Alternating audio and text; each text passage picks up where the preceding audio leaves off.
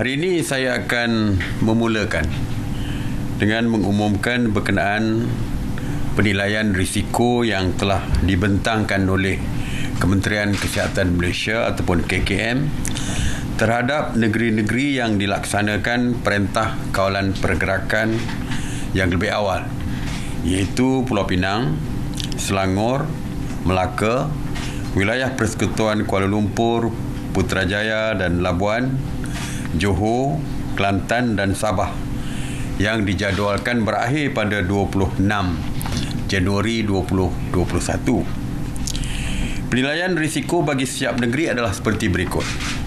Pulau Pinang, sehingga 20 Januari 2021, secara kumulatif sebanyak 6,540 kes positif COVID-19 telah direkodkan di negeri ini dengan 2,310 kes dicatatkan bagi tempoh 14 hari bermula 7 hingga 20 Januari 2021. KKM mengesahkan trend kes di negeri ini masih menaik dan semua daerah kini berada di dalam zon merah dengan 2 daerah merekodkan kes tertinggi, iaitu Barat Daya sebanyak 915 kes dan Timur Laut sebanyak 598 kes.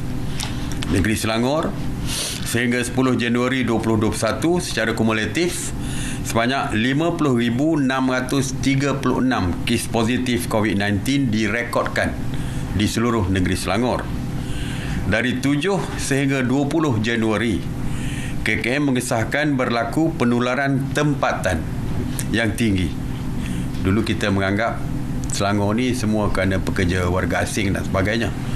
Sebenarnya berlaku penularan tempatan yang tinggi di Selangor, di mana secara purata kes harian melebihi 1,000 kes yang telah dilaporkan dalam tempoh 14 hari. 4 daerah mencatatkan jumlah kes tertinggi, iaitu Kelang 4,403, Petaling 3,125, Hulu Langat 2,550 dan Sepang 1,203. Bagi negeri Melaka, sehingga 20 Januari 2021 secara kumulatif sebanyak 2,370 kes positif telah direkodkan dan kesemua daerah di negeri Melaka kini berada di dalam zon merah. Dari 7 sehingga 20 Januari, daerah Melaka Tengah telah merekodkan 507 kes, daerah Jasin 144 kes dan Alur Gajah 58 kes. KKM turut mengesahkan trend jangkitan COVID-19 semakin meningkat di dalam komuniti di negeri Melaka. Mengenai wilayah persekutuan,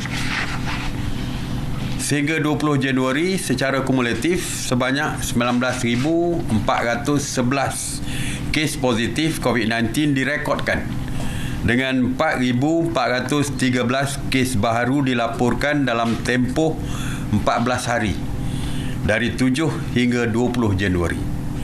KKM mengesahkan kes harian masih lagi tinggi, iaitu antara 198 sehingga 521 kes sehari, serta wujud beberapa kluster baru yang menyumbang kepada peningkatan kes. Kebanyakan zon adalah merah, dengan 4 zon mencatatkan jumlah tertinggi, iaitu Ibu Kota 462 kes, Seputih 358 kes, Duta 278 kes dan Setapak 236 kes. Mengenai Putrajaya, sehingga 20 Januari secara kumulatif sebanyak 637 kes COVID positif direkodkan. Dari 7 sehingga 20 Januari, sebanyak 294 kes telah direkodkan di seluruh Putrajaya, di mana 2 Persin telah menjadi zon merah, iaitu 2 Persin telah menjadi zon merah, 3 zon jingga dan 8 zon kuning dan hanya 7 masih zon hijau. KKM mengesahkan masih berlaku peningkatan kes COVID positif secara mendadak di dalam komuniti Putrajaya ketika ini. Wilayah Persekutuan Labuan juga secara kumulatif sehingga 20 Januari merekodkan 1,919 kes di Labuan. Walaupun KKM mengesahkan